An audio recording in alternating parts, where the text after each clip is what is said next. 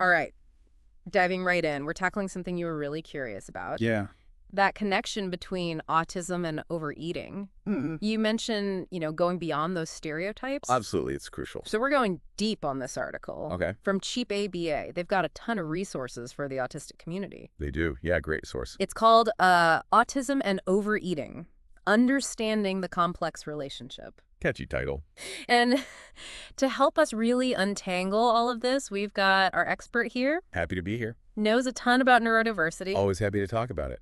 So even just skimming this got me wondering, why is overeating so common for autistic folks? Yeah. What are the challenges they face that most people might not realize? Right. And the big one, what can we actually do to help? Great questions to get us started. It really is more complex than many people realize. Okay, so this article uses overeating in a very specific way. Uh-huh. I'm curious, how would you define it? Especially when we're talking about autism specifically.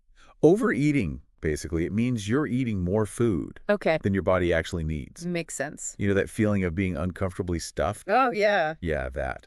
And it can, of course, lead to weight gain, too. Right. But here's the thing, especially with autism, it's rarely about someone just, lacking willpower Right. or discipline. Mm.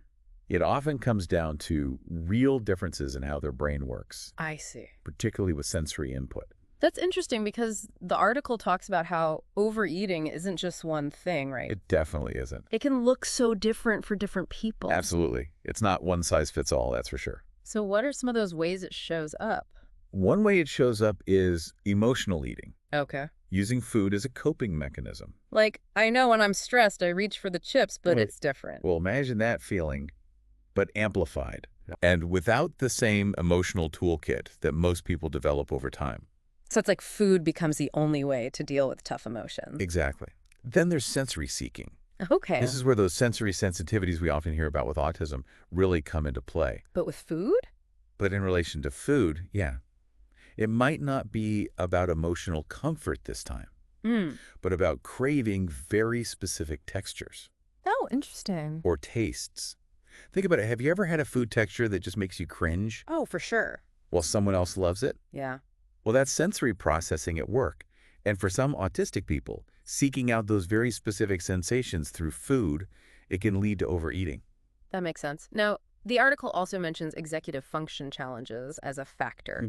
What exactly does that mean, in this context? Okay, so imagine trying to plan out your meals for the week, Okay. but your brain just has a hard time with, organization and self-control. It's like trying to pack for a trip, but your mental suitcase is overflowing, Oh, no. and you can't find anything. That's what it can be like dealing with executive function difficulties. I see. And it can definitely make healthy eating habits a real struggle, leading to unintentional overeating. So even wanting to eat a certain way Right. might not be enough Exactly. if your brain isn't cooperating. It highlights how important it is to look beyond simple solutions, Right. Like, just eat less Yeah. and really understand the underlying challenges. Which brings us to the why. The article dives into some root causes of overeating in autism. Okay. And it's not as straightforward as just loving food too much. No, it's much deeper than that. So what are some of those deeper reasons? One major piece is those sensory issues we talked about. Okay. Autistic individuals often experience the world, including taste and texture, very differently. Imagine needing more of a specific taste or texture for your brain to even register it fully. Oh, wow. That can lead to eating more to get that sensory input. So it's like their sensory volume is turned up differently. That's a great way to put it. I like that. And then there's the emotional regulation aspect. Okay. If other coping mechanisms aren't available, Right. food can become a really powerful, even if temporary, way to manage those big feelings. Like seeking comfort in something familiar. Exactly. Immediately satisfying. And then, of course, you have those executive function challenges. Yeah, right. When planning and self-control are so difficult, Yeah. keeping up with healthy habits can feel like a constant uphill battle. It's like having a mental tug-of-war going on all the time. Exactly. A constant battle. And that's why just telling someone, hey, eat less or make better choices Yeah. completely misses the mark. Right. It's about understanding that for many autistic people, overeating isn't a choice, it's a consequence of these underlying, differences. It's less about blaming and more about understanding the bigger picture, Yeah. which is probably why I was so drawn to like Yeah. the solutions part of the article. Yeah, the solutions. What stood out to you? I think for me, it's how the solutions all connect back to those root causes we've been talking about. Right. For example, like helping someone with meal planning Okay. and prep can make a huge difference. For sure. But it's not just about like the food itself, right? Mm. It's about providing that external structure and support that might be missing Right. because of those executive function challenges. It's like Yeah, scaffolding for their daily life. exactly. Oh, And then you have things like sensory integration techniques, okay. which can be anything from like deep pressure activities Yeah. to working with proprioception, Proprioception. which right. is basically your body's awareness Right. of where it is in space. Interesting. The goal there is to help regulate the sensory system, which can actually like decrease those intense cravings Oh, wow. for specific inputs. So it's like finding other ways to meet those sensory needs so food isn't the only option. Exactly. And then, of course, we can't forget about emotional regulation strategies, Mm. like teaching someone, mindfulness techniques or ways to self-soothe, Um, or any coping skill, really, that can help manage those big emotions without always turning to food. right. That's essential. So it's like giving them more tools for their emotional toolbox. Exactly. And remember, no two autistic people are exactly the same. Right. Support really needs to be tailored to each person. Yeah. Their sensory profile, how they regulate emotions, Mm. their strengths, their weaknesses, all of that matters when you're building a plan that actually helps. Yeah, there's no one size fits all. Absolutely not. It's about figuring out what works for that individual. It's about understanding, not just advising. And that reminds me of a story, actually. Ooh, I love a good story. Years ago, I was working with a young man. He had pretty severe sensory sensitivities Okay. and really struggled with overeating. Mm. And at first, I'll admit, I didn't fully get it. I thought Right. he just needs more discipline. Right. But once I learned about the connection between autism and overeating, Yeah. it was like a light bulb went off. And we started incorporating sensory breaks into his day. Okay. Worked on some mindfulness exercises, Uh-huh. and even got his family involved in meal planning. Oh, that's great. So it was like a team effort. It was, yeah. And the change was incredible. Not only did his overeating significantly decrease, Wow. but he was calmer, happier, more engaged in, other areas of his life. That's amazing. Yeah, it really showed me the power of looking beyond just the behavior and addressing those underlying needs. What's so fascinating to me is how, like, this whole conversation about overeating Yeah, actually connects to a much bigger conversation about autism in general. it does, doesn't it? It does. Like, we've been talking about sensory sensitivities, emotional regulation, executive function. These are all Core challenges. core challenges, exactly. Yeah. That impacts so many areas of an autistic person's life, not just their relationship with food. Exactly. So what we're learning here, it can actually help us better understand and support neurodiversity as a whole. Absolutely. That's amazing. Think about those sensory integration techniques we were talking about. Right. Those could be helpful for, managing sensory overload in all kinds of situations, not just at meal times. For sure. And those emotional regulation strategies. Yeah. They can be applied to, navigating social interactions. Right.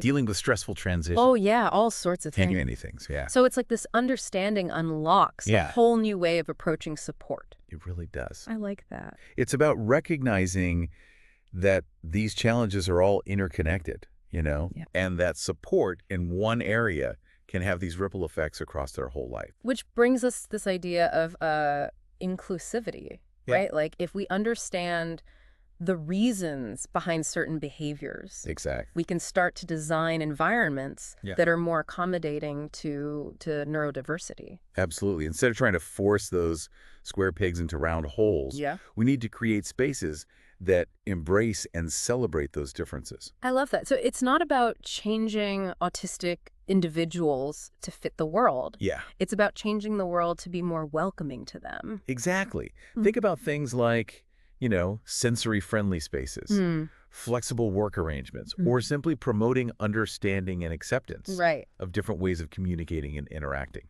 Okay, so we've talked about the challenges, the potential solutions, Yeah. bigger picture of inclusivity. Right. But there's one more thing I keep coming back to. Okay. The article really focuses on supporting autistic individuals, which is great. Yeah, for sure. But it got me thinking about the role of, like, everyone else. Family, friends, even society as a whole.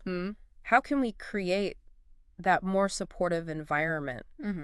Not just for dealing with overeating, but for embracing neurodiversity in general. That's such an important question.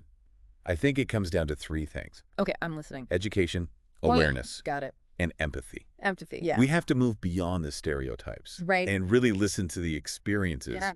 of autistic people and their families. So, like, amplifying their voices, making sure they're heard. Exactly. And creating spaces where they feel safe to, share their challenges, Yeah. their strengths, their perspective. And that also includes challenging our own biases and assumptions, right? Yeah, you're absolutely right. Yeah. We all have those unconscious biases. Right. And it's our responsibility to, be aware of those and how they might influence our interactions. So it's an ongoing process of learning and self-reflection. It is. And it's about being open Yeah. to different ways of being and thinking. Remember, neurodiversity isn't a deficit. Right.